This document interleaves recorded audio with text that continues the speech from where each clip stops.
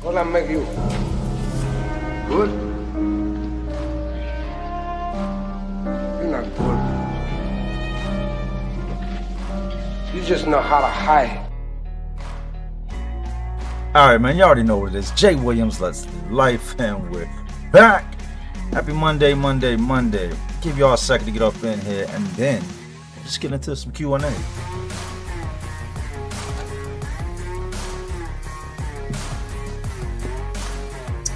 A lot of people at work right now. Shout out to all y'all. Bully Williams with the first one tapping in today. Big salute to you, man.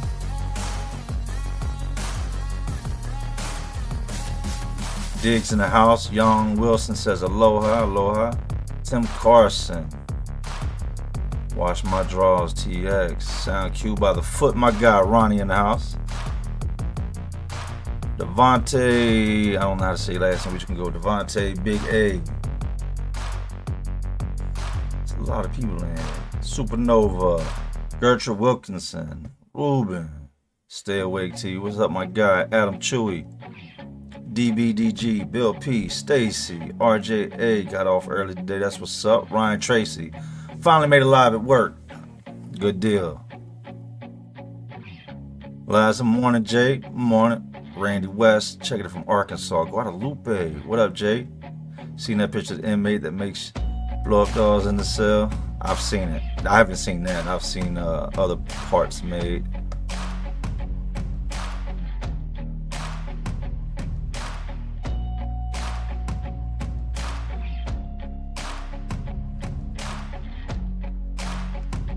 Catch the comments. Let y'all get in here.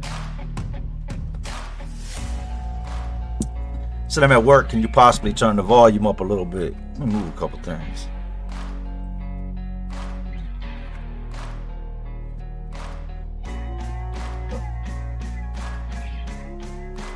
Move a couple little things out the way. There we go.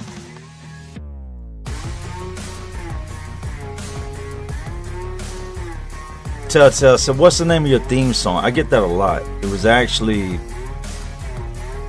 part of it was taken from Naruto, but there's no name for it. You can't go get it. It's mine. It's made for the channel.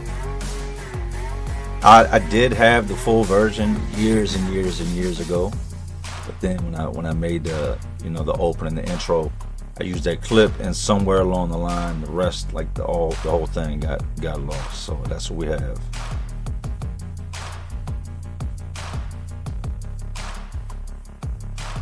We can go live on TikTok after this also. I don't do a lot of the TikTok stuff, but with TikTok you can play music. Like, not just this, but music in the background. So it's a different vibe. I haven't gone on TikTok live in forever. Nate to everyone, Daddy said, how you doing today, Jay? I'm good. I'm blessed, man. It's Monday. It is Monday. Ready to get the week started. I was going to make a video earlier, and so my son had strep all last week. The whole week he had strep. Then my little girl, she starts not feeling so good Tuesday. So she was out of school all week. Well, this morning now she's got bumps in her throat. So she's going to the doctor today at 1 something. My wife's taking her. So these kids. Young Wilson says aloha, bro. Hey, big salute and thank you, man.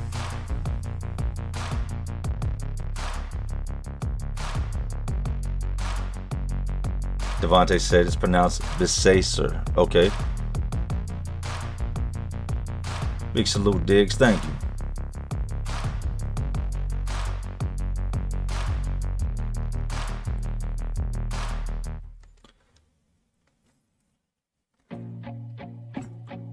DJ Say So said live from Bompton, California. Shout out to you and Cali, man.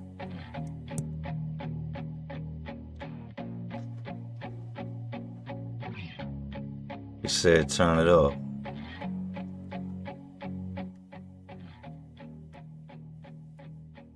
No, if it's too loud, it shouldn't be. Jolie Gawker said, is Bella okay? Yeah, she's great, man. I think she has strep. So she has a doctor's appointment here shortly. She starts cheerleading Thursday, and my son's back to playing basketball Thursday. Did I go back to construction? No, I'm done with construction. This is what I do full time.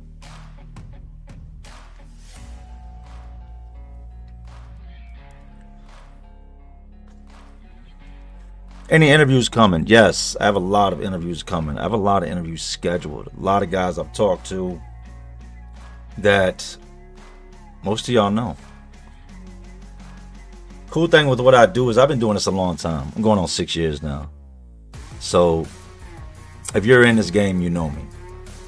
I've interviewed people before they blew up and watched them blow up, and it's you never know. Nate the Amboy said, been watching your videos lately while I heal up from a surgery. Thank you for keeping me entertained and reminding me all the reasons I never want to get locked up. That's a fact. It's nothing like the brochure. Elian Gonzalez said, what's up, buddy? Love your stories. Maybe you could do a collab with JD. I think you guys would get so many views, and crossover subs would be great for both. I've interviewed JD. Go check it out. Big AZ Ruction in the house. What's up, big guy? Hey, what's up, AZ? I tried to call you. I think you changed your number, man. Al Chewy, so what you drinking on? Dunkin' Donuts? No, it's Starbucks. I can't do the Dunkin'. And the other new place, 7 Heaven or whatever it is, I can't do that either.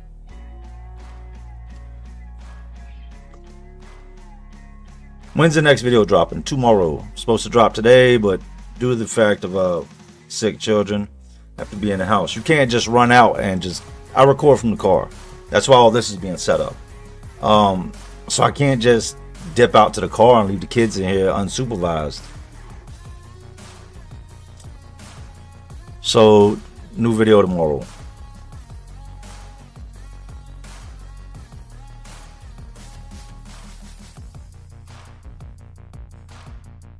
Jolly said I wasn't sure because I can't watch your videos in order. Just type in Jay Williams, JD Delay. That's all you got to do.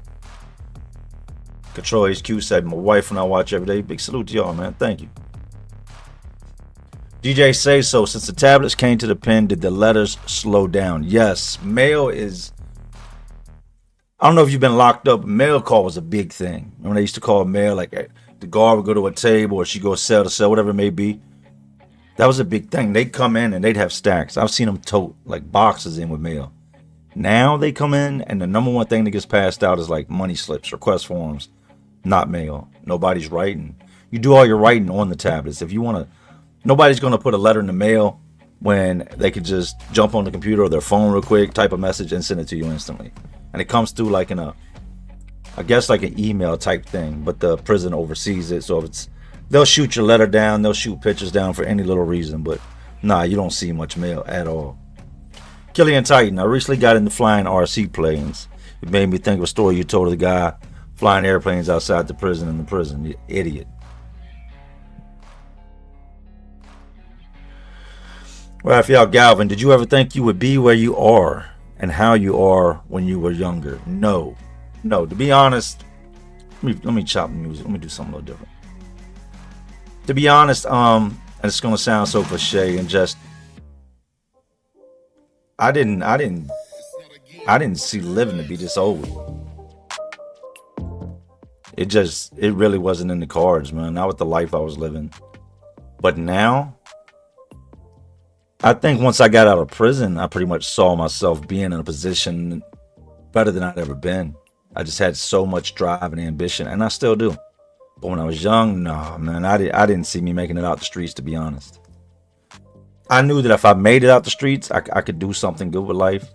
But I didn't really have any interest in that, to be honest. Young and dumb. Where do you get, are you not entertained? Gladiator. And there's a reason I say that. And thank y'all. Thank everybody that tapped in today. Remember in Gladiator when they were talking and he said, win the people and you win your freedom, right? Win the people and you win your freedom. So he went out there and he did what he had to do. He put on for the crowd. Just a whole entire spectacle. Showed off in the ring. That's kind of what I wanted to do coming into YouTube. Win the people. Win the people, you win your freedom. Are you not entertained? It's facts. Great movie also. Great movie, man. But yeah, you got to win the people. The thing with YouTube is I've always wanted to help people, change people, try to spark interest, get people to listen, right? But with YouTube, if you're going to be successful and turn it into a career, something that pays the bills, you've got to have the following. You've got to have the people watching. You've got to have a fan base, core, like, and that's what you guys are. Y'all are my core. And winning the people, I won my freedom. My freedom from having to work 50 hours a week. My freedom from having to be away from my family. My freedom from financially struggling or the burden of what are we going to do. When the people, you win the freedom. When you're not entertained.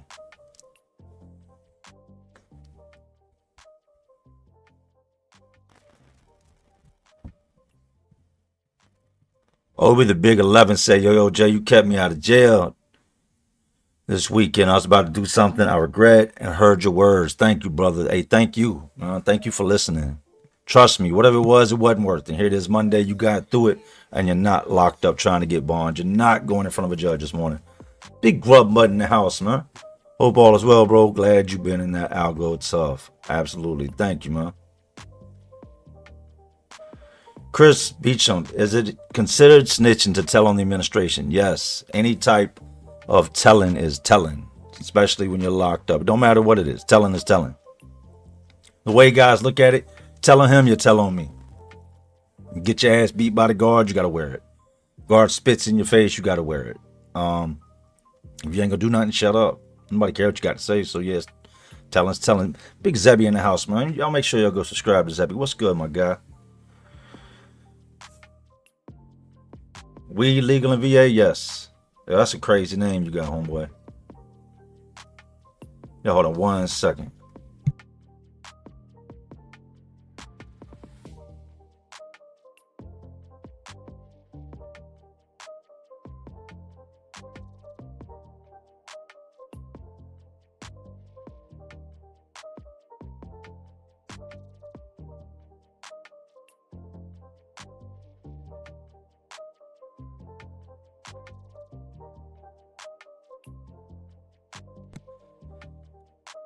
My bad, y'all. Wife is leaving, going to take her little girl to the doctor. Wash my draw TX. What year did your bid end? Which one? My longest bid came to an end in 2014. And then in 2023, I wilded out and took the police on a high-speed chase. And pretty much shocked the entire internet by being a dumbass. So I went back in and I ended up coming home October 27th of last year. And that was after a year. So this October 27th makes a year I've been home.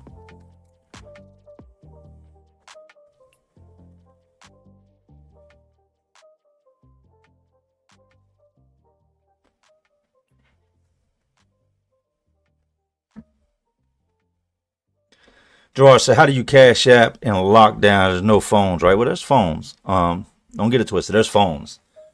I'm not supposed to have a phone, but of course we have our ways. But it's simple. You tell the person, look, you're going to contact your people, your girl, whoever it is that sends your cash apps for you, whoever you're about to trick or ask for, whatever, and have them send it to this cash app. Once they tell you it's done, you go get on the phone and say, hey, check the cash app. And your girl, whoever it is, receives Cash App. Yes, Cash App came in, and that's how it's done.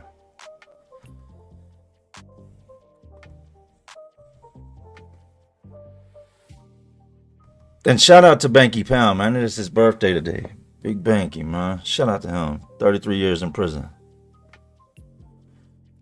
AK817 said, I spent 3 in TDC. I would love to hop on your show and do an interview about Texas prison since I hit 5 different units.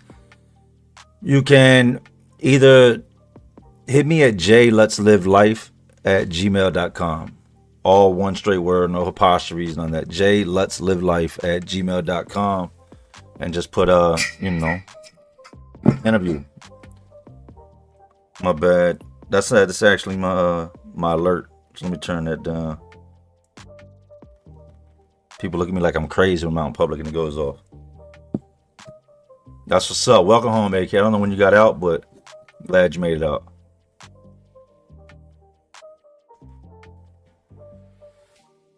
G-Tad TV said, Jay, It's always good to see you healthy and free, bro. You were the first channel I started watching from the prison genre. Philly in the building. Ain't much love. 215 all day. Shout out to you and Philly.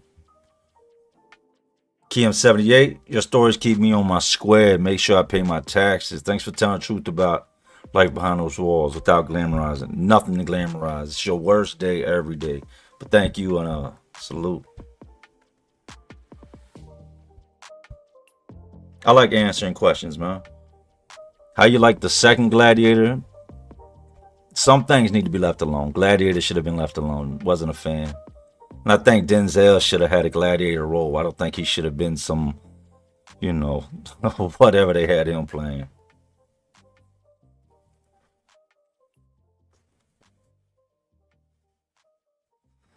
Chill Till I Die said if they had cameras back then like they do now, I'd probably be doing a life sentence. Facts. On some stupid crap I did as shorty. I'm blessed to have left that BS behind. Look, this go round, I can't tell you how many guys. I can think of 2, 3 guys right off top that were convicted on serious offenses just for having their phone in their pocket. I'm talking not much evidence at all, but this being in your pocket puts you at the scene of crime, especially Apple products. Apple products are everybody I talk to. What kind of phone you had? Apple. What kind of phone you had? Apple. They're tracking. So nobody sees you. You tell nobody, but you come up as a suspect, right? The next thing they do is they get your phone records and it puts you there. And then they asked you, were you ever there? No, I ain't been around there in a while. And your phone puts you exactly at that location and you're hit. Now they got you lying. They got you at the crime scene. They've got your everywhere you went that day mapped out and you're hit. So yeah, and not only that, the cameras are everywhere. You come to my house, we're going to see you on 5 different cameras from 5 different angles, all different sides. There are cameras everywhere. You're recorded so many times a day and you have no clue about it.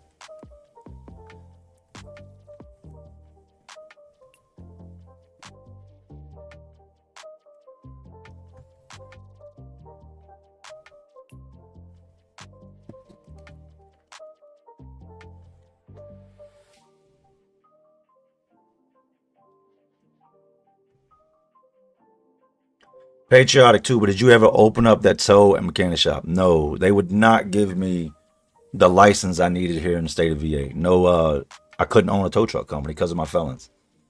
Like, I guess they were like, with all those felonies, no, we ain't about to let you just be taking people's cars. So no, so I bought so much stuff to put into it, right? In the midst of trying to get this license, under the pretense I could get the license. And then when I couldn't, I said, all right.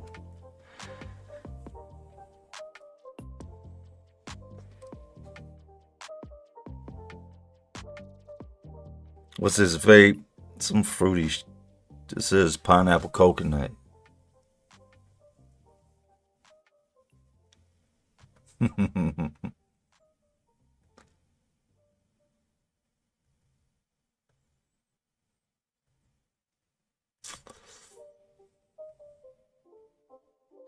Scroll in the comments.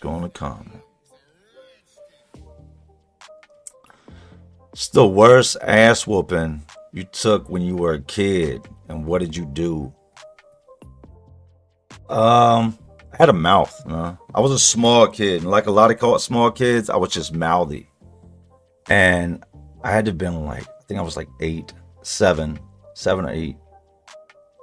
And where we lived at the front of the neighborhood, there was like, I'm trying to figure out. It was 4 posts, a roof, and a picnic table at the front of the neighborhood, right? Off on the side. And that's where we used to catch the bus at. And I was one of those kids, if you wanted to joke, I've got a great imagination. I'll crack on you, have everybody laughing at you. So kids get to joking, I get to joking with them. And I'd already had like a little, it's crazy to say I had static with another kid at 7, 8 years old, but y'all know how it is. And this is the 80s, you know, where kids were a little more advanced at 7 or 8 than they are now. We were a little tougher. So I get to run in my mouth with these kids, and I really don't kick it with them. I'm new in the neighborhood, but they started it. In my defense, they started running their mouth. They were saying things about my backpack, this and that. And so I get them all laughing at this one kid. He wants to talk shit, so I go in on him, right? Just start busting on him. Everybody starts laughing. Next thing I know, I get punched. Boom! His older brother punched me from the side. Then the younger brother jumps in. Then their friends jump in. And I had left something at home that morning. Shout out to my mom, man. She's always been there. And so I tried to fight. I'm not going to say I was rumbling these kids. I was like 7 or 8 years old. I was getting my ass kicked. I was honestly trying to get away. You know what I mean? It was just too many kids. And they got me on the ground. It's gravel. They're kicking me and punching me. And I just remember hearing the sweetest sound you could ever hear. I hear gravel sliding. And my mom drove this truck back then, right? It was one of my dad's trucks. And I heard that truck coming. And I heard that truck doors, like that truck sliding gravel and that truck door shut. And mom hopped out and kids scattered. Like she was legitimately going to run children over. I know that sounds crazy, but you pull up and there's a small army of children on top of your kid. Like it's them being kids goes out the window. You know, you're going to start swinging them like chihuahuas. But yeah, they messed me up decent, man. They messed me up decent. I took worse ones from my dad, but you know, we're not going to get into those, man. Just that was a pretty bad ass whooping, to take. I know I'm talking about you had high schoolers, middle schoolers, and elementary all at the same bus stop. So everybody's like, shit, let's just kick the little kid. Did we ever get the story of your brother, Almighty Zeus? No, I was actually waiting on somebody to contact me with more details about his death. Shout out to Joe, man. Rest in peace.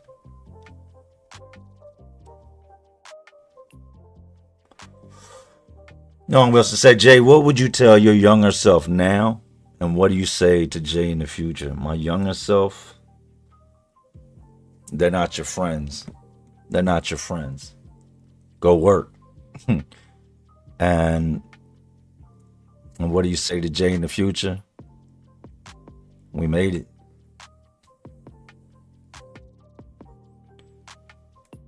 HR Paper Stack just got in. What's up, Jay? Hope you and the family doing well. Salute. AZ said that was a crazy time, Jay, glad you're better now. Me too. I got to get caught up on these comments.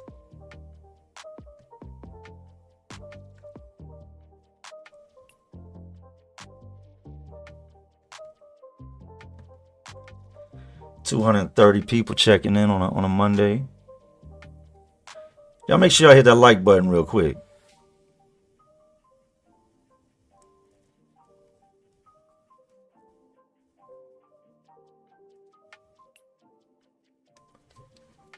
Sam Smith said, Jay, have you ever been locked up with someone famous, even if it was just someone known locally or someone who was in the news for their crime, had a target on their back? Sam McCroskey.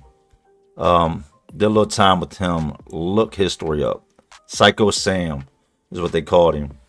From the crimes happened in Farmville, Virginia. Psycho Sam was a nut. When I mean he was a nut. He was into the horrorcore rap, right? Similar to the Juggalo type feel, you know what I mean? Just that type of music. Started dating this girl online.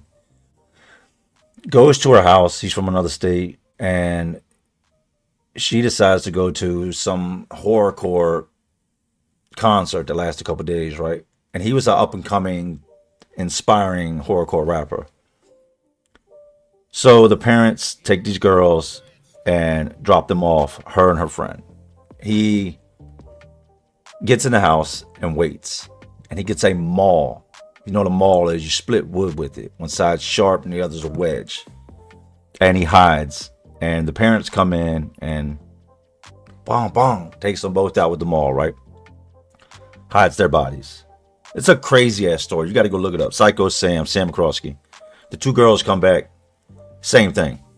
Takes them out with the maul. And this is a short, chubby, red-haired kid. Seeing him in prison was like, you knew he had been somebody's female at some point. He was not built for that environment. But he's just one. He's just one of many people. The DC Sniper, I didn't do time with him, but I definitely watched him take his last glance at the sky. We were on the wreck yard when they brought him in, and they let him off the back of the little, it's like a little van type deal with all the windows. And he gets off and he stands there just staring at the sky. And that would be the last time that he did that, because he went on in the back of death row. And the next time I seen him, I was watching out the cell window and I just seen him push the stretcher out, and that would be him underneath the blanket.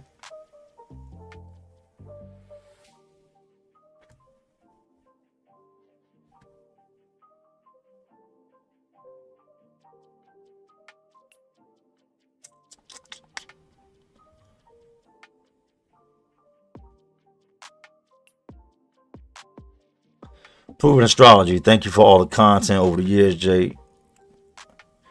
Are there any prison reform organizations that you support or would recommend that your followers support? I've been out of that loop for a minute now. I've been lifing, if that makes sense, just dealing with everything that life's got to throw at you, but not off the top of my head, nah. And before you support something like that, you really got to look into it, man, because a lot of people are just in it for the money.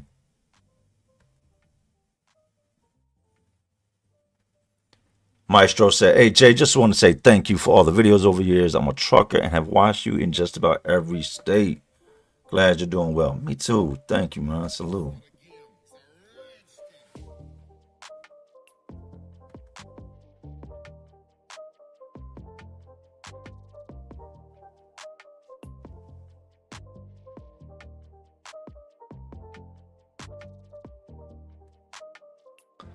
Was there a time you thought you were for sure going to die, and how did it affect you? Yeah, absolutely. A couple different times. I got into it. Now, I've told this story. I'll be glad when Jacob Aquino gets out, right? It's my guy. But we got into a situation with these Crip dudes one time where it was no talking. It was strictly knife play, and it was just me and him. And we knew that, all right, the whole thing is, I got to go to chow. And that's what these dudes are saying. Like, we're going to see you at chow. That's when everything's supposed to pop off.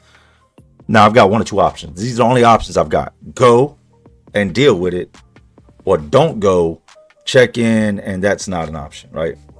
So, me and my celly at the time, we went ahead and packed our stuff. When you pack your stuff prior to something, you know shit's about to get real. When I mean packed our stuff, like everything I owned, I put in the center of my bed, I folded my blanket up, I tied it in a knot, and I sat it over on the floor. He did the same with his, because we knew that this was going to leave with us in handcuffs. We were either going in a bag or in handcuffs, but we weren't going to be the ones to pack our belongings up.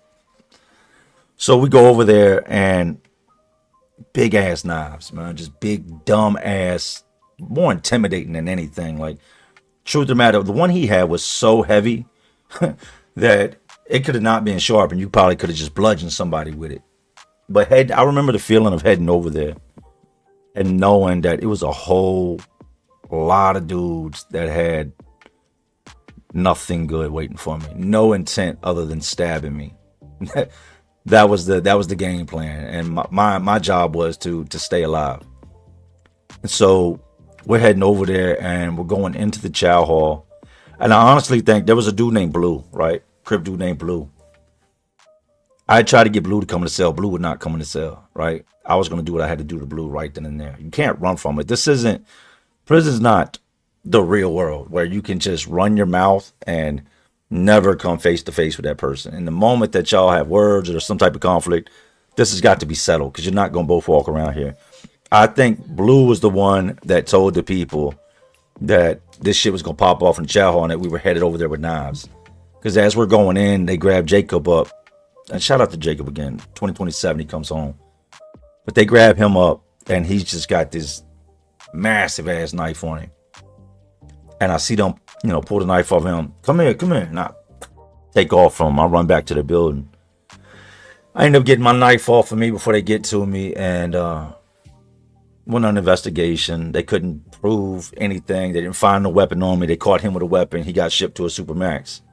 And then I was left to deal with the situation alone. But that shit right there was, that shit was scary, man. I'm gonna be real with you. There's things I've seen other people go through that were just, to be honest, terrifying to see. To see a grown man scream and holler and in a tone that doesn't sound like his own, and watch him flinch and try to run and evade the person that is sticking him or stabbing him. That's a crazy feeling. I don't care who you are. If that doesn't do something to you when you see it, you got to get this checked. Because that shit's like that.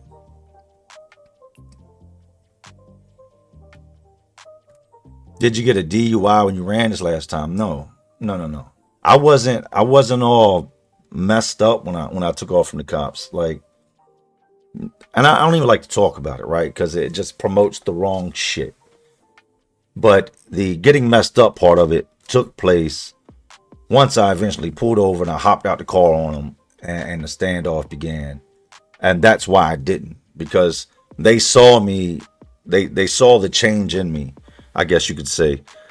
They watched me open the 12 pack. There were no open containers in the car other than what they watched me drink right in front of them prior to going to jail. And my mindset was, I'm going to jail. With my history, they're not going to give me a bond. They're not going to let me out. I'm going to go ahead and drink those. I mean, what are y'all going to do to me? I've already ran from you. It seems like 1 million cops right now. Like, there's a lot of y'all. So I'm going to go ahead and drink these. But no, I wasn't all just messed up. Like, people spin a story. They can tell you whatever. And because I don't respond to it, a lot of people take that and run with it and think that it's true. Just because somebody says something and I don't respond, it doesn't make their statement true. You understand what I'm saying? Like, wasn't all messed up. Mentally, yeah, I was a little off in the head that night. That's for damn sure. But like, just riding around trash, no. Nah, not how things went down.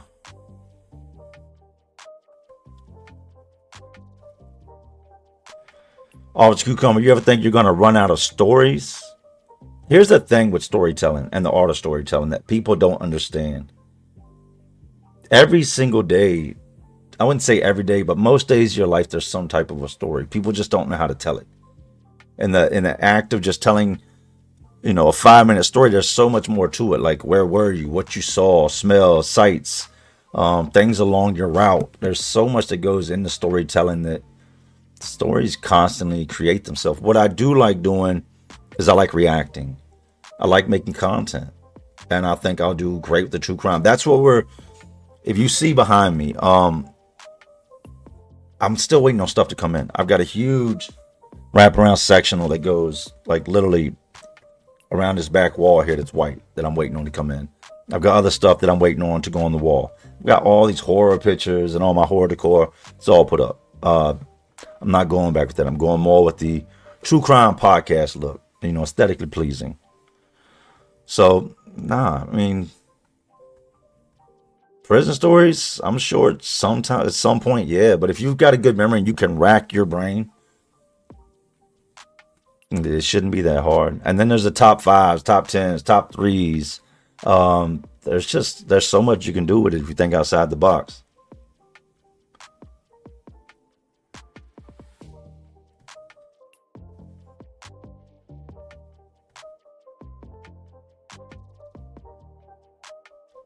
G-Real, thanks for the membership you gifted.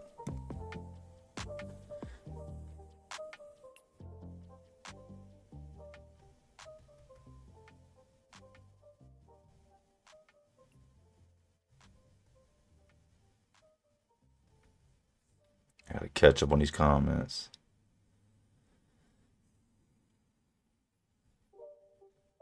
Kill 'em all. Karma said, the story when the blood dudes was about to fight you till they seen your brother's pick was a wild story as well as amazing. Yeah, man. Almighty Zeus. And you got to think, Joe was Puerto Rican. Like I told you, we don't have a lot of white bloods here, but Puerto Ricans, there's no questions asked when they join out here. And he was high ranking, and he was a big ass dude, and he was a legend in the streets and a legend in prison. Like, he really put in work with his hands, with the blade, whatever had to be done. Not on no bully shit, just on some, you're not going to do it to me, you'll probably watch me do it to somebody else type shit.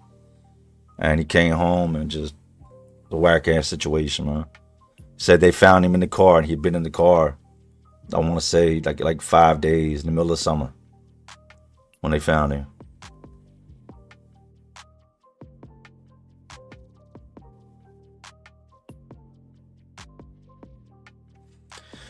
Patriotic too, but how many years do they tack on for knife? They're not tacking on years. They're going to tack on stress. They're going to send you somewhere that's your ass going to be so far up in the mountains. They got to pump the sunshine in. Facts, man. They're going to put you up there with those rednecks and them hillbillies that are going to beat your ass and disrespect you and just, just them good old boys. The ones, the ones, man. Just, And they're going to take all your good time. So say you had a year and a half left of good time, right? That you were supposed to go home. Well, you're going to fast forward a year and a half and you're going to max out. But the worst part of getting caught with a knife or something like that for sure is going to them Supermaxes and being 23-1 status. You're not going to have a lot of stories coming up out of a 23-1 because you're not going to have a lot of interaction with other inmates. You're not going to have a lot of interaction with anybody. Like your single cell status might come out for 1 hour a day, might. Sometimes you're not going to, and you're going to do that. Most times you get called a knife, you're going to go to 23-1 for the next 2 years. Then after that, they're going to review you. If you're good, you're going to step down from there to the next level, and you're going to spend 2 years there, which is also a supermax. You know, so that knife charge is, if you've got time, it's going to make your time miserable.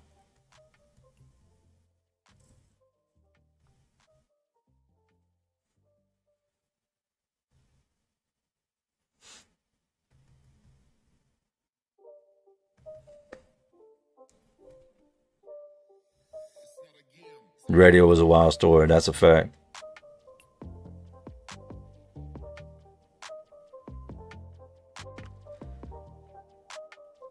NZ War, are you making decent money on YouTube? I make great money on YouTube. There's no point in lying. There's no point in sugarcoating it. Or I don't know why people do that. People are real weird about talking about finances and what they make on social media. I think you should definitely talk about it. Like, inspire others to do the same. Maybe you'll be the reason somebody else starts a channel, and maybe somebody else can take something they thought as looked at as entertainment or a hobby and turn it into a career. I damn sure didn't think that's what this was going to be, but it is. Freedom Fighter, is there guys who stay locked up in Supermaxes? Yeah, I know guys personally that have been there 10, 15 years. 10, 15 years, man. Moggs, do you still ride with the AC on and windows down? I had to tune out for a second if you answered already, but I do that ish too. Yes. Yes. Even in the winter. If it's not down, it's cracked halfway. I've got to have, I don't like being boxed in, and I like the fresh air. Did you ever meet Banky Pound at Greensville? Did I meet him? No. Did I run across him? Yes. He was in the, if you've watched the video where he talked about getting caught with the cell phone, that was in Greensville, housing unit 7, cell in 100 block.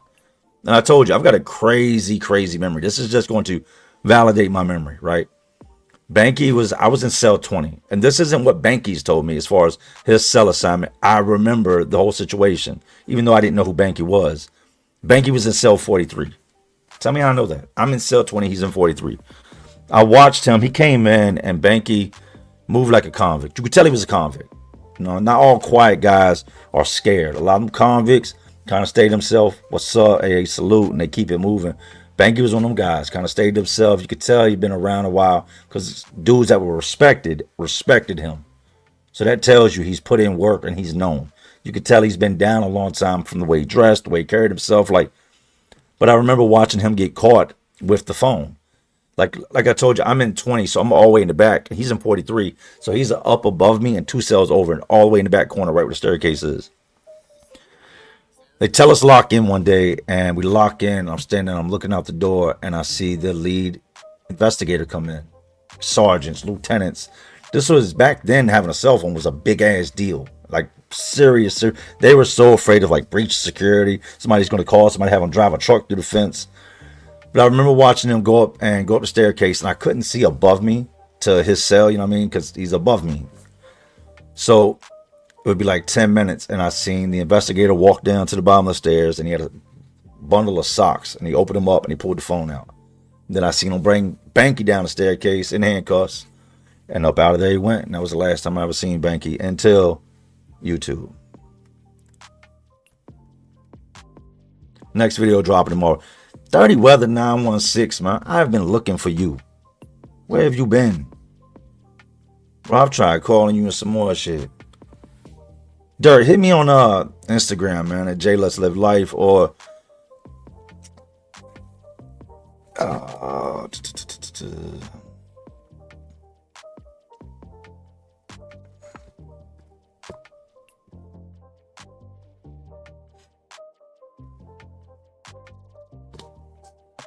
and at Gmail at J Let's Live Life. That's my guy, man. I've been trying to find you, Dirt.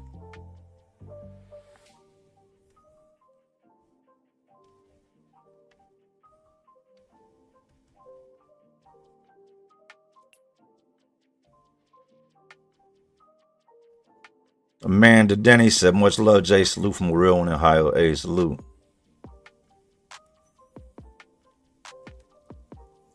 Christopher Linton, Jay, do you like butt sex? Yeah, but only with your mom. She's not a big fan.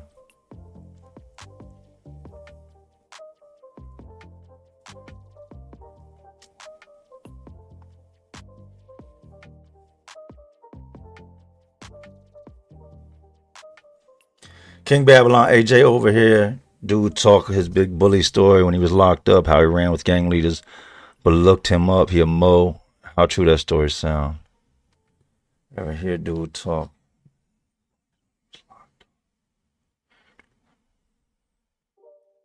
Yeah, it can happen. I've seen sex offenders come out, get found out. Seen it more than once.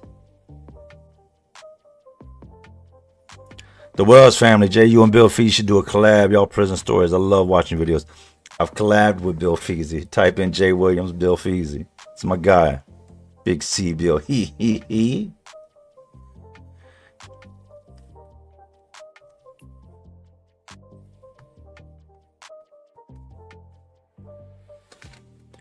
Jay, let's live life at gmail.com.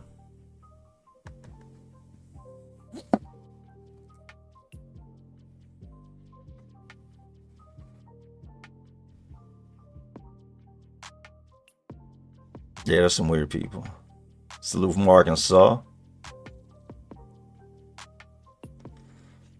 Ever messed with a female CO? No. I've come close. There was one female I was talking to way back in the day. And this is so stupid if you've seen the video.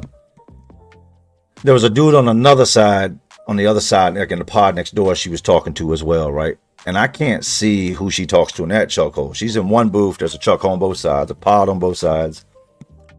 This dude, I don't know if she was calling him on his cell phone or he was calling to the prison and saying patch him through to her. But they come across these phone calls from her and an inmate that she's making while she's in the control booth. True story now, listen. So they go back and they start watching the cameras to see who is at that control booth the most, because whoever that guy is that's always at the control booth is going to be the guy that's on the cell phone, that's in that pod, that's got the phone.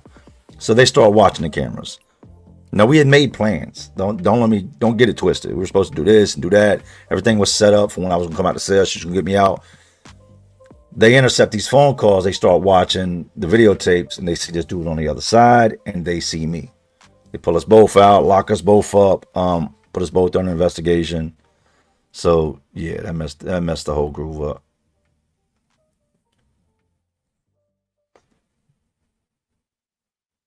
It's the best advice you can give somebody going to prison for the first time. Killer Karma said, mind your business. Mind your business. You're gonna see things that bother you and that make you want to get involved. You're gonna see things you shouldn't see. You're going to see things at times it's hard not to speak on. Just understand that in the moment you open your mouth, you open that door. You don't never know who you're dealing with. Everybody's a killer till a killer shows up. Everybody's a gangster till a gangster shows up. You could easily get yourself hurt really bad by interjecting yourself into something that you have nothing to do with. Putting your eyes where they don't belong, repeating something you heard, or just speaking on something that you ain't supposed to speak on. Mind your business.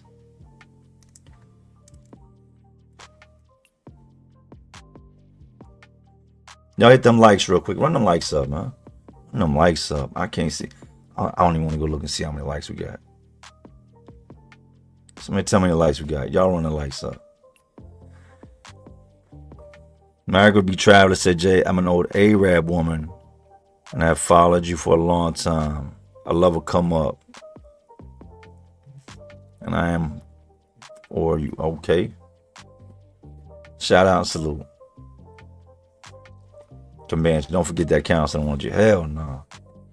Hell no.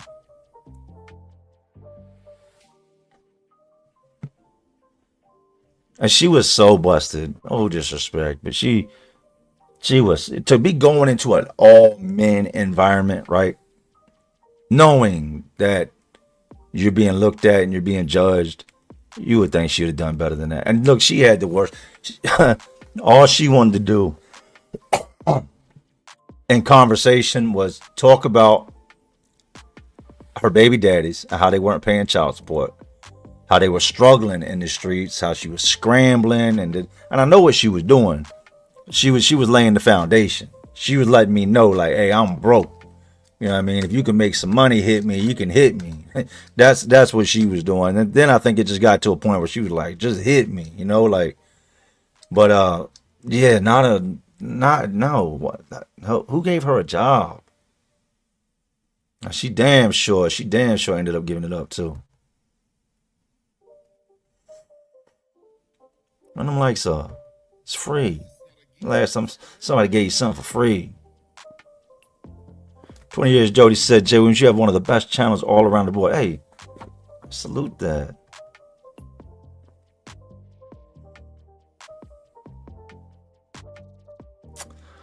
Book and Jazz, I'm a contractor in VA prison, Chesapeake, Norfolk, Newport News, etc. Man, it's interesting. It always is on the outside looking in.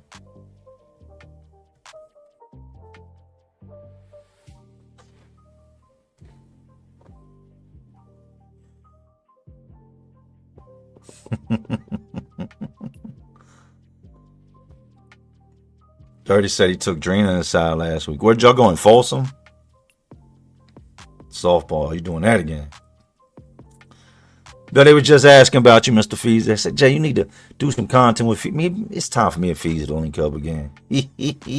That's my guy. What up, Bill? That's a real dude right there, man. No sooner than I hit the jail, man, Feezy was on the tablet. That's my guy, man. Much love.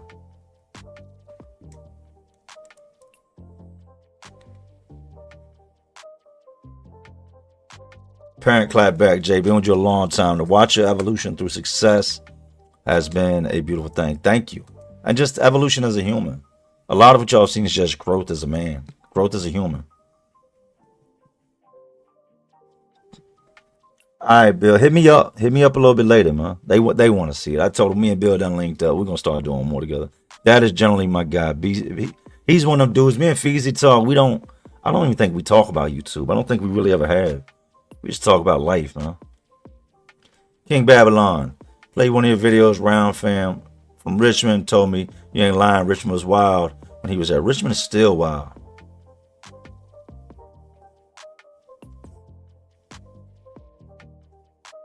It's a yampathon.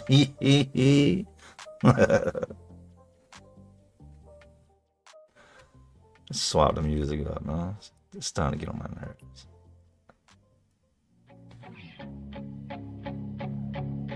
There we go.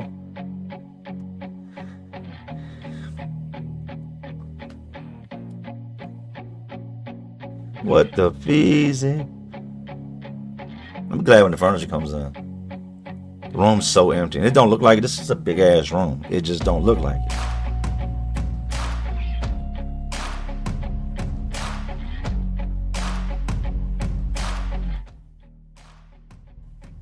Clapping was a little loud in the headphones. There we go.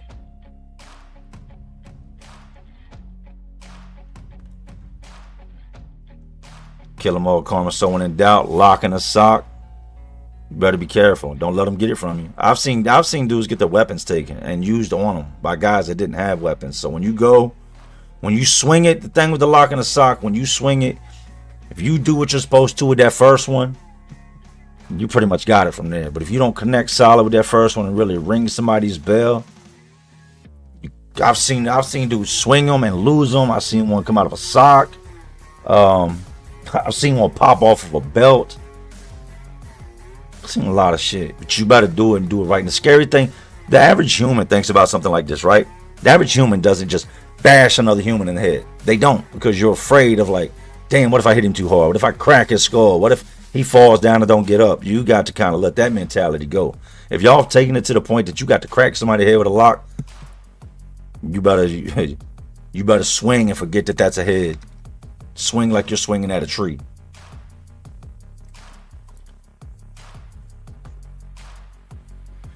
Dave, what made you get a face tat after telling your mom you wouldn't? I made that agreement with her when I was locked up. I think her biggest fear was that my face tats were going to reflect incarceration, which a lot of guys' face tats look like they done it while incarcerated. Mine doesn't.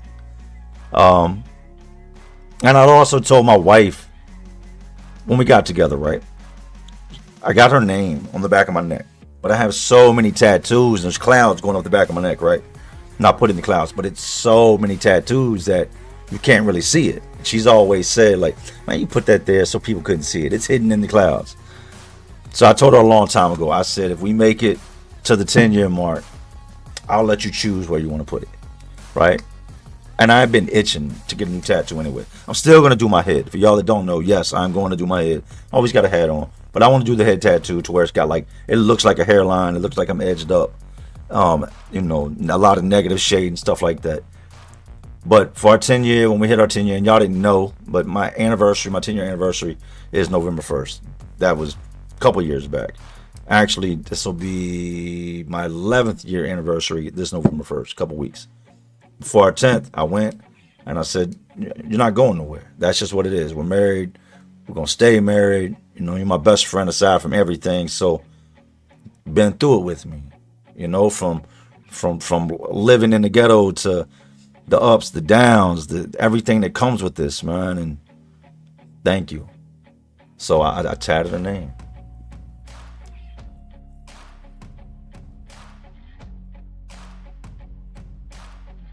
And they would say, y'all's thumbs broke? Run up them likes. Run them likes up.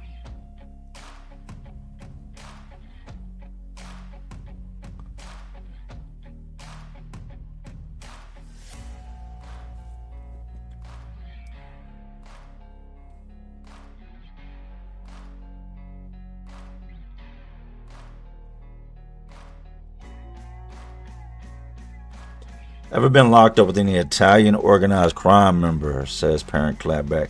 No, they send those guys to the feds. If you're organized crime in general, those are usually RICO cases. Stuff like that is picked up by the feds, and you're going to find yourself in the feds. State crimes are when you, as a single individual, has committed a state within your crime that doesn't break federal laws. Most of them guys had all types of federal laws broken.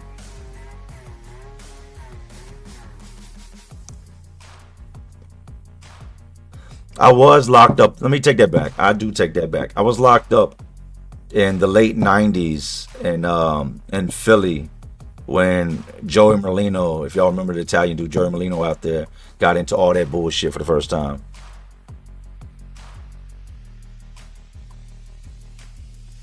Devontae said, heard you say you have a DTS, currently riding mine while listening to this. Yes, I have the DTS Platinum with the sunroof. I love it. I love it. Always been a Cadillac fan. We rode by the other day, was it yesterday, and was looking at one of the new Escalades, like the Escalade, like the more compact one, all blacked out. So debating that. There's been I'm all over the place when it comes to vehicles. I was looking at a Land Rover, and after looking at the reviews on it, I deaded that, didn't want that year, that model. So now I don't know. But yeah, always been a LAC fan. My first car when I got out was an 03 Cadillac DeVille. Loved it. And I got that car, that's crazy. I got out in 2014, and I think I was out 90 days when I got the first car.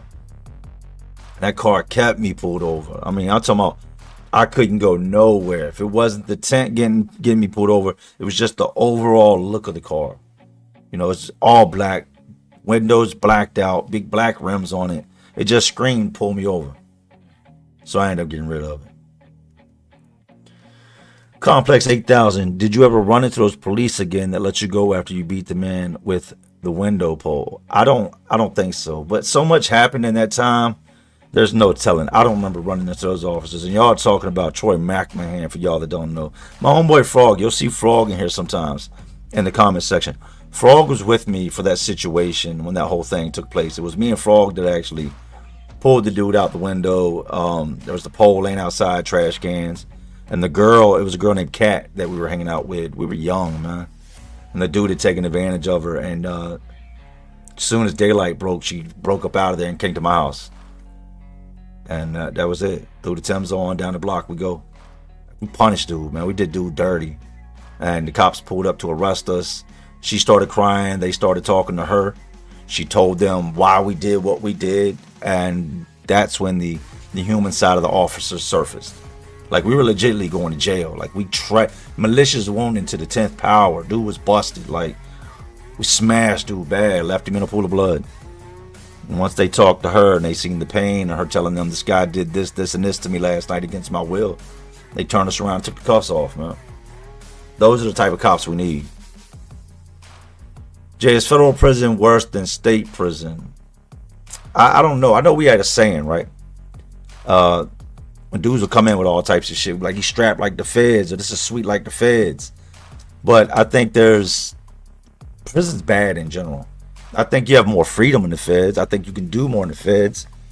I know that there's certain things you can get in the feds you can't get in state prison. If I had to choose, I've been to state prison, right? And it wasn't Snow Country Club.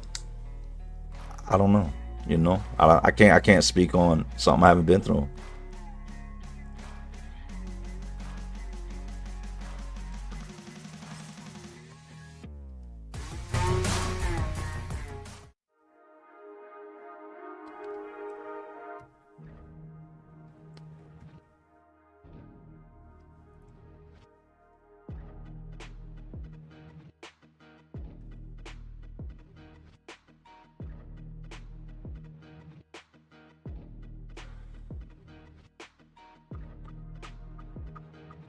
Kai said, how much does being in jail for a long time damage your perception in the outside world if you're able to be free again? It messes it all up.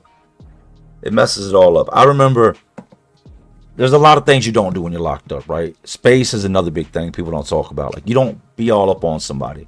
Like, general rule is I should be able to put my arm out and not touch you, right? And just being too close to somebody can just spark something off like that. You know, because it goes without being said, you don't crowd somebody. And I remember being out and me and my wife going to the grocery store. You know how people are with their shopping carts, and you got one person putting stuff on the counter, and there's another person. They put the little divider on the counter and start putting their stuff up there. So we're at Food Line, and my wife's doing that. I remember my heartbeat just elevated, right? Because she was all up on this lady in front of her. And I can't really say all up on her, but she was in arm's reach, which is a no-no. Those moments like that in prison, they transfer her out here into the world. Or even having words. I'm not good. If y'all notice, I don't argue. I'm not an arguer. I'm not going to do it on social media. I'm not going to do it in face-to-face. Like, if we got a problem, then it's understood. Let's do it. You know, like that's where I'm at with it in general. Is we're not going to talk about it. Talk and get you punched in the face. Talking to get you knocked out while your mouth is running. If you got an issue, deal with it. So that was hard to transfer as well, as that mindset. I've been like that since a young age. It's just what I was taught. You know, even in my household, there was no arguing. It was just either it was good or bad. It was either a good day or a bad day. So yeah, it's prison definitely. It opens your eyes up to how shitty people can be, and horrible, man. There are guys in there that have done things that Netflix documentaries couldn't even capture. Have old Ed Gein going,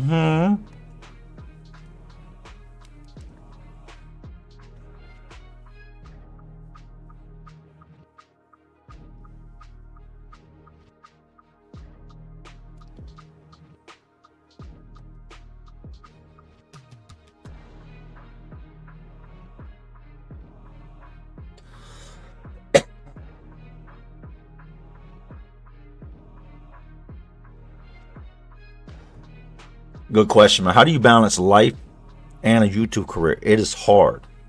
It is hard. I don't want anyone to ever think that when I'm not doing videos or something that it's anything other than what it is. It's life. It's being a father of an 8-year-old and a 6-year-old that's about to turn 7. It's being a husband. It's just having everything I have to do around here as a man. You know, it's a lot, but you do it. But you don't ever put anything in front of your family. I would never, ever put YouTube in front of my family. Because in that, it's that, you know, I know how to make my money. I know what I got to do to make my money. So there's no sense. You know, if I had to go dumb hard with it for a month straight, then I would sit them down and talk with them, let them know, look, daddy's going to be busy for the next month. I got to get this. But it's like anything else. You make it happen. It's not easy, but if you want to make it happen, it's going to happen. Just like people that got 3 jobs. It's not easy, but they make it happen. Stressful? Yes. Absolutely stressful at times. Patriotic 2, have a great day, man.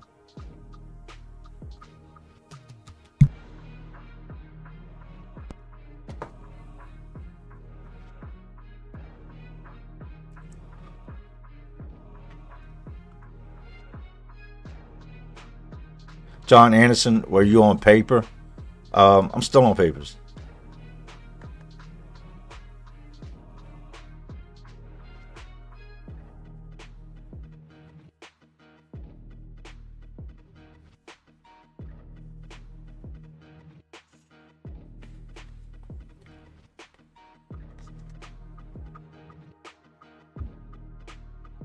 Said YouTube been holding me back because I post once a week if I'm lucky. Let me tell you what it takes, man, to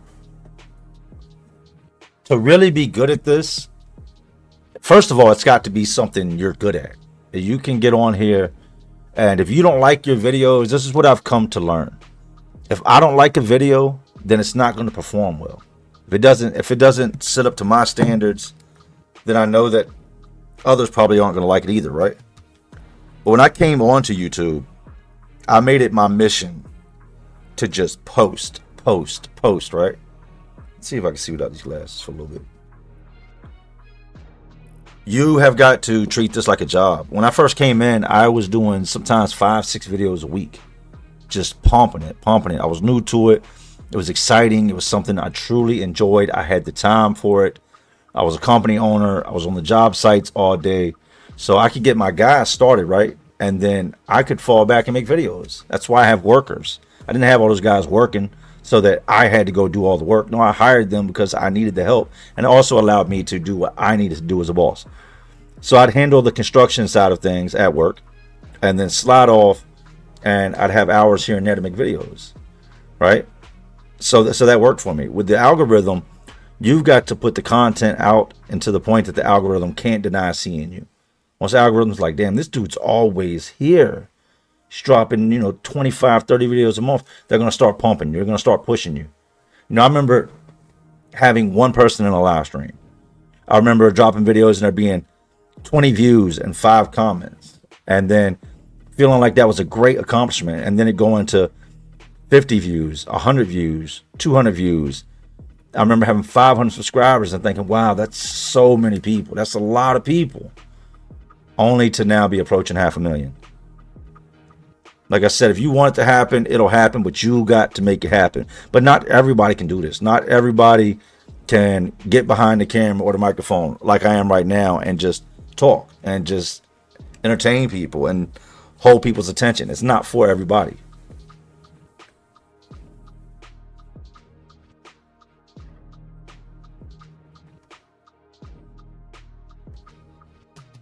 Make the algo sick of me. I'm set on it. That's what you got to do.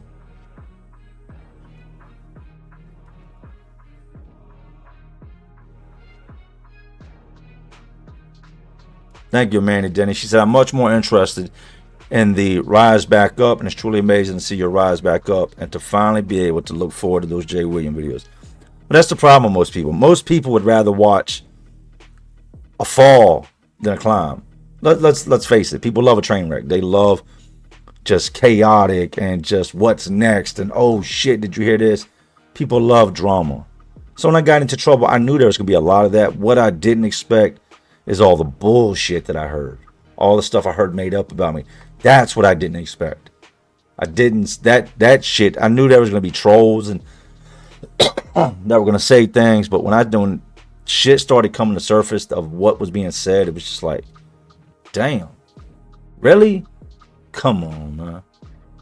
And I expected people to jump on the bandwagon. I expected people to turn. I've always told y'all they will love you today and hate you tomorrow. And that's not just social media. That's life in general. Expect it. The moment you tell yourself that's not how it is, you'll get your feelings hurt. Know that's how it is going into it, and you're somewhat, not going to be hit as hard when it happens. But yeah, it sucked. But I appreciate that, man, Denny. I've always been one of those guys. I'm going to get up. I've never quit. I've never tapped out. I've never said, no, I'm going to get up. It's not always a good thing, but it is who I am.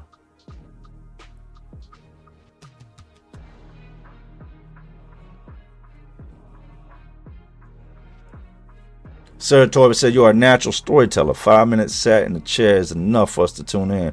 I get in a sense. I should do 3-hour radio slots a week. Hard. I like to do radio. I've talked about that too. I like to do radio. I think I'd be good with radio.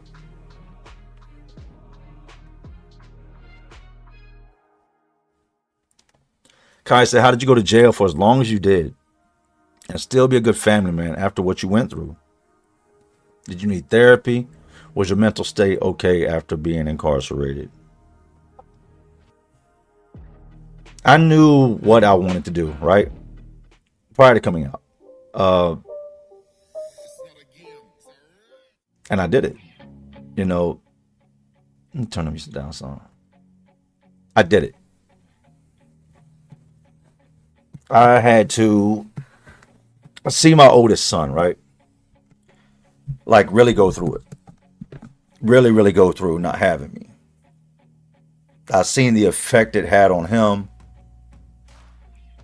And I always told him. There was times I didn't know if I was going to make it out right. But I used to tell him, I said, if I make it up out of here, I'm going to make this up to you. You deserve to have a dad. All kids deserve to have a dad. So I kind of set into motion what I wanted to do and what I was going to do prior to coming home. And I did that. For y'all don't know, I after 10 years of being gone, my son was with me within 6 months of me getting out. I got a house. I did everything I needed to do. Right after I got my son, my nephew at the time, his parents were just going through it, man. They were out there, right? They were caught up in the mix. So my nephew comes to live with me too. They're both like the same age at the time. You got to think, I left when my son was in diapers. I came back, he had a mustache. True story. So now I've got these two kids, these preteens living with me, right? And I didn't know how to be a dad, but I knew what not to do as a dad, if that makes sense. My father showed me this ain't what you do to be a dad. This is some piece of shit activity right here. So in him doing everything wrong you could do, then I know all I could do is the opposite of what he did. And just because of how shitty he was as a dad, it always made me say, when I have kids, I'm not going to be like that. I'm never going to put my hands on my kids. I don't believe that I have to beat on my kids for them to hear where I'm coming from. You get me? Like, I want them to respect me, not fear me. And I just did it. I just made it happen. I put my kids first.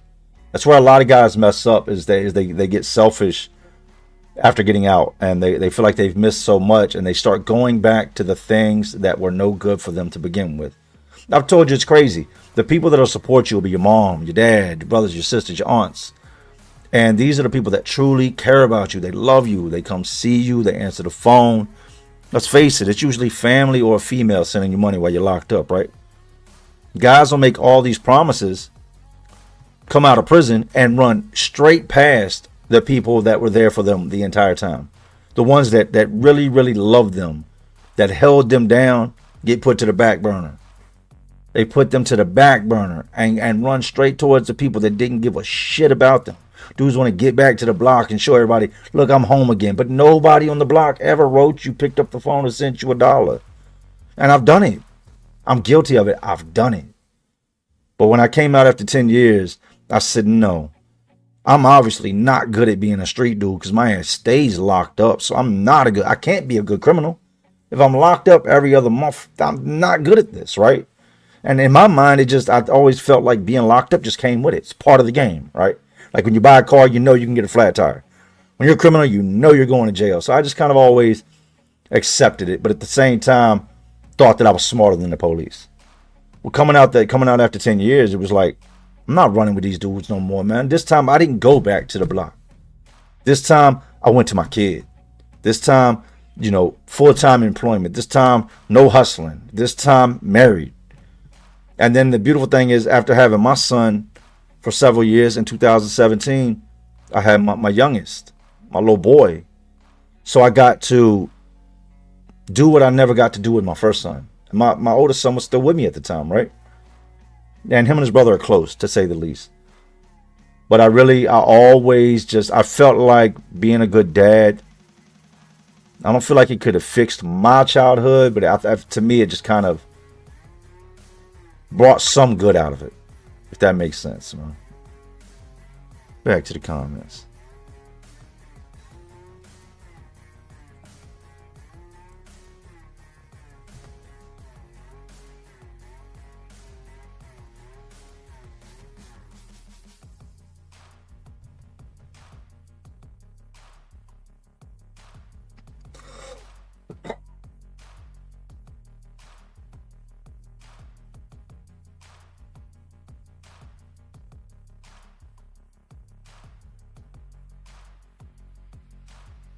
You ever get triggered by random strangers, oblivious to their actions, mimicking signs we'd recognize in prison? Yes. Yes. I had a dude cut me off the other day, and he was clearly in a rush, right? He was in a white pickup truck, Chevrolet. Shoots up beside me, so I switch lanes to let this dude, like, go past, right? And I'm doing a speed limit, I'm doing like 60. So this dude goes to switch at the same time and almost crashes into the back of me. So I look, and I'm like, what the? So I slow down a little bit, and this dude goes by. And you know, the first thing I do is I stare to see if he's looking at me. Because what do we know? We know that somebody staring at you, especially after something like that happens, means you got conflict. This dude's just trying to rush to get to work. Didn't think twice about it, almost rearing to me. Shot back around me again, rushing down the street. What am I doing? I'm staring out the window at him. Like, because now my adrenaline's pumping. You almost caused me to wreck. Like, because you're in a rush. So I'm looking to see if he's going to look back to see if we have some type of a problem. Knowing damn well I don't want no problems. I ain't trying to be involved in no type of altercation today. But that's something I picked up in prison. As soon as there's any type of an issue, let's see what you want to do. And he just wanted to get to work. And I just wanted to get the food line.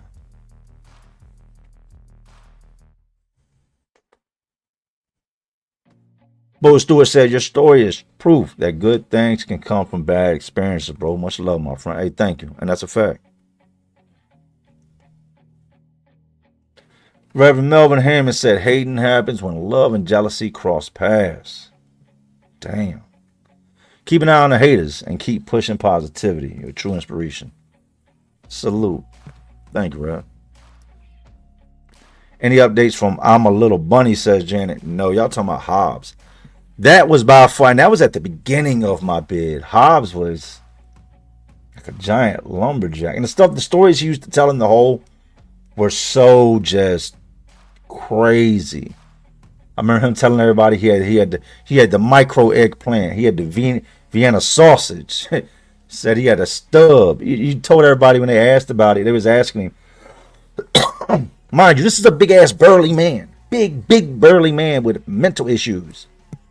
And I remember guys trying to talk to him like, oh, you a big ass dude. It don't even make sense for you to be gay. You don't belong top, bottom, none, like whatever y'all got going on.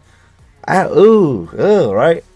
But I remember dudes talking to him and him telling another guy that he had a micro. If y'all know what a micro is, he had that 1-inch quitter, right? And to hear something like that, like you can be small, but ain't nobody ever like. I didn't think they passed those things out to grown-ups. And that day that he was running around on his little I'm a Little Bunny escapade with that damn toilet bowl brush where it shouldn't have been, he let it all hang out. He let it all hang out, and it was like something you never seen. It was like a pinky toe peeking out of a bush. like the man, like the man had a holy moly, like it was a mole down there, and that was his whole reason for what he told everybody. He said that he was gay because he could not please a woman. He said that it was physically impossible. Said he couldn't even really get into where he needed to get into because no matter what he pushed, there just wasn't enough there to get there. So, yeah. Oh, Hobbs, man.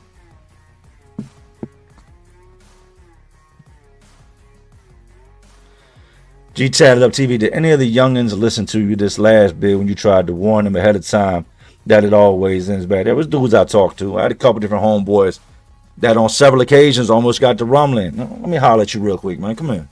Come here. Don't handle that like this. You cool. I like being around you. You ain't got that much time. Talk to the man. You ain't got to chump up.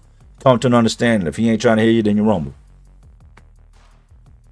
I always try to, I don't want to see nobody get jammed up.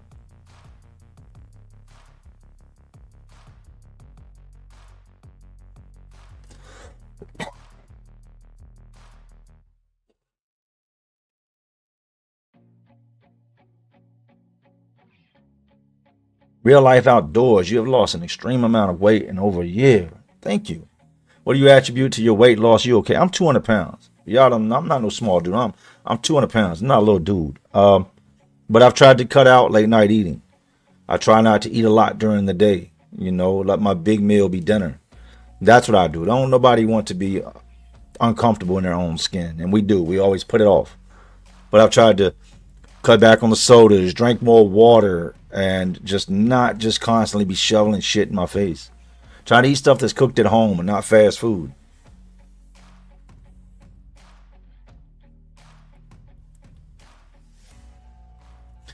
Is it possible for an inmate to just mind his own business and never get tested in jail? But you always have to prove you're not to be messed with in jail. Depends on where you're at. Some places they're going to check you as soon as you come in, and you're going to have to get into it. Some places, maybe not. But what will happen is the longer you stay locked up, the higher risk you have of getting yourself into some shit. I've met some of the most chill dudes in the world that'll tell you I had to snap out or this and that. The bottom line is there's some very, very ignorant people locked up. Lots and lots of just stupid ass men locked up. And you're either going to be somebody that gets tested and don't do nothing, that gets disrespected and don't do nothing, or you're going to get busy. And that's what I tell dudes. That now, I did 40 years and I never got in a single fight. You let people carry you. I don't care what you say. There were times when you knew goddamn well you should have dug in his mouth. Excuse me, Lord. There were times when somebody did something to you and everybody else looked at you like, what are you going to do? And you didn't do nothing. If you've been in there for a while, more than likely you're going to come across a situation where you can come home and say, no, I didn't get to fighting. But the facts of the matter is you should have. Should have got to fighting, but didn't, and never got into a fight are two different things.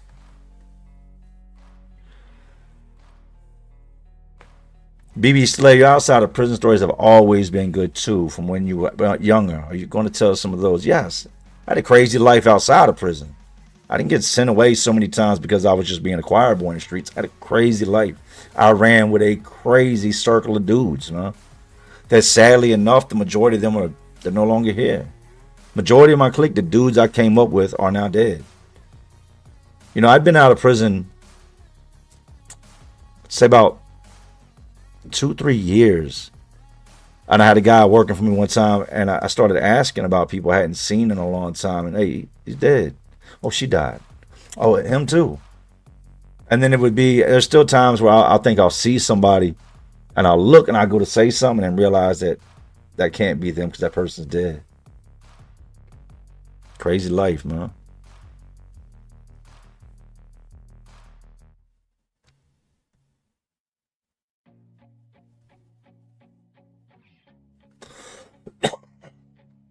G Tatted Up TV, we accept you as a Philly native out here. Just your style and personality is like you're from here, bro. Philly in the building. Hey, I love Philly, man. Philly always embraced me. Let's be very transparent with that. Anytime I ever went to Philly, I was embraced. And it's not like we was out southwest, 68th, like Elmwood Ave, that area. Like we was really out there. And dudes always embraced me. I don't know if they thought, I could see it. Because everybody seems to think that they know what a state is about, or that if you come from a certain place, it means your country, you're this and that. It is 2025. And at the time, the first time I went to Philly was back in the 90s, mid 90s.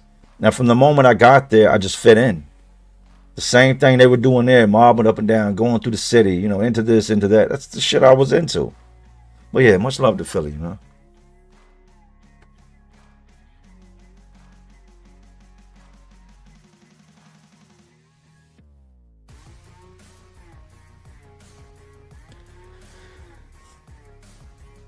Territory said you're a solid guy, but have a bullshit radar. LOL. Ain't that the truth, man?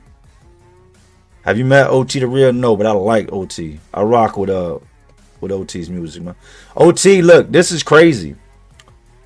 Let me see how much you know about this dude. If y'all don't know who OT the real is, he's a rapper out of Philly, right? Delaware, Philly, all that.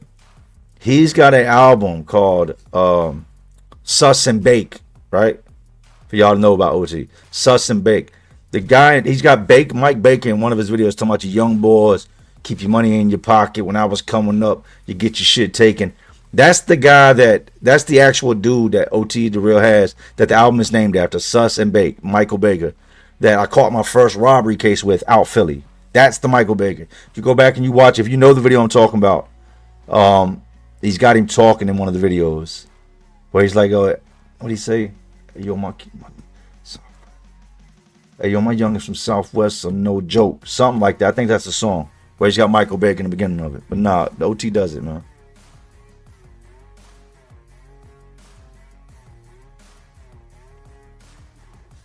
Shoot new number on Instagram. Yup. Yeah, Dirty. Let me check you out.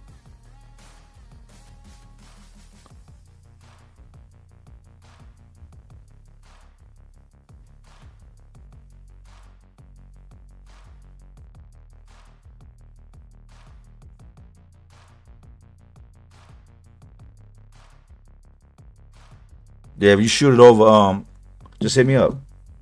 I'll shoot you my number, Dirt. Hope you're alright, man. Hope Dreen is okay too.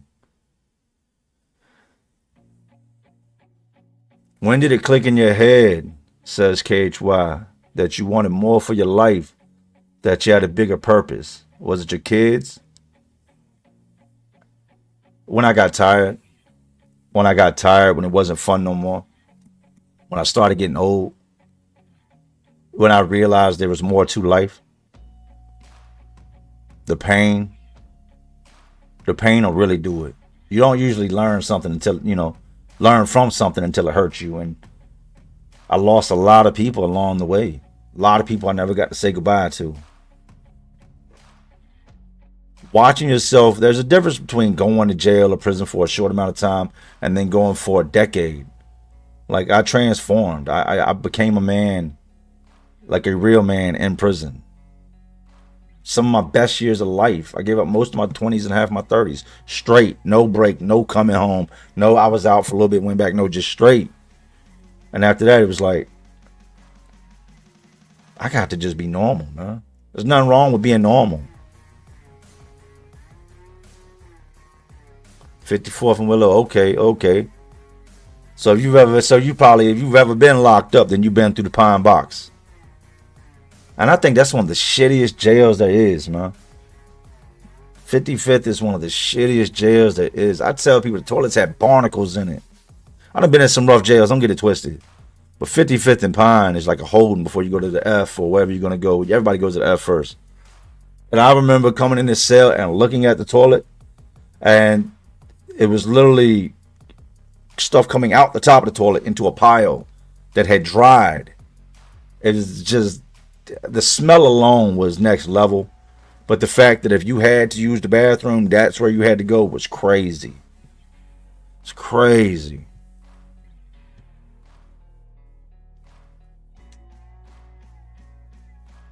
Do you intend to restart your construction business or just chilling for now? If I had to, I could. Do I intend to? No. I enjoyed it, but I think people made me not. The bullshit that came with the guys and this and that, just it really turned me off to it, man. Jay is gay. Hey, let me see. Christopher Linton. I'm gonna just put you in timeout. You're being bad. Just put you in timeout.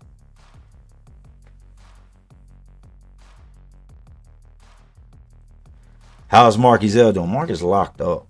He's doing all right, but he's locked up. He got into a relationship with a married woman, and they had been messing around for a while, and then she started coming up missing, like unexplained, just coming up missing. So he put two and two together, found out she had a husband, went and spoke with her husband, and she then went and put stalking charges on him. Facts. And they knew, like everybody's telling them, man, what's stalking her? She was telling him meet her here and there. She went and put this restraining order on him, right? And then calls from her friend's phone and says, well, I really need some money. I really need some money. He goes and meets with her, and then something don't go right with him. She gets pissed off about something, and she tells the people that he was trying to give her money somewhere, and they locked his ass up for stalking. Stupid. He beat the cancer. He beat the cancer, man.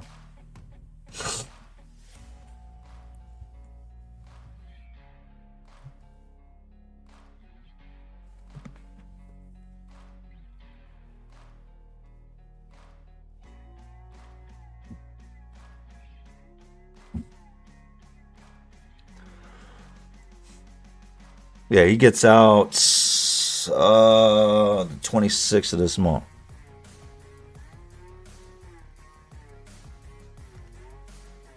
Yeah, how do you feel about the death of Ian Watkins? Hold on a second.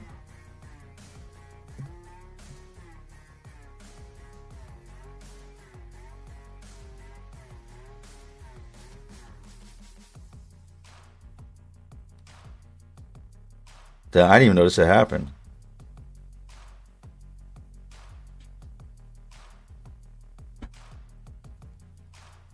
Pedophile rock star.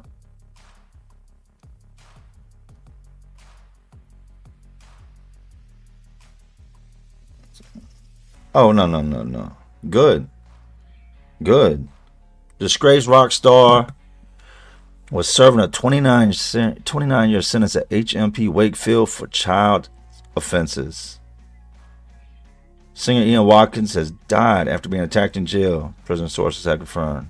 West Yorkshire police said two men, aged 25 and 43, have been arrested on suspicion of. Watkins, 48, was jailed in December 2013 for a string of child offenses, including the admitted rape of a baby. Ah, fuck that dude. Good.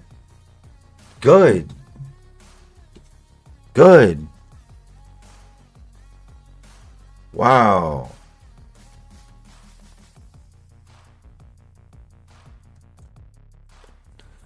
Well, look, I'm gonna jump out. I'm gonna check with my wife, see if she's gonna pick her son up or if she's going to come home. She still got to go to work. She's currently at the doctor with our little girl, so what I'm gonna do is I'm gonna run over, take a couple minute break, and then I'm gonna go live on TikTok. If you have not already, go to my comments, go to my post from earlier that post for this video, and I put the link to my TikTok. Go to TikTok. Anybody that follows, if you want, I'll follow you back. All you got to say during the live is follow, and I'll follow you back. And over there, we can play music. I ain't got to just listen to instrumentals that I download and put together for StreamYard. So that's what it is. Thank you, everybody, for tapping in. See you over at TikTok. And if not, I'll see you tomorrow when I drop the next video. But anyways, these jails, these prisons, these streets are all just crazy worlds inside of an already crazy world we live in. And as always, y'all know what I'm doing. Just trying to keep y'all entertained. Oh, you're not entertained? I hate doing that all close to the microphone like that. And like always, to all the real ones, and there are some real ones watching, but y'all still watching me. And y'all know how we do. Salute, and I'm gone. What I make you? Good? You're not good. You just know how to hide.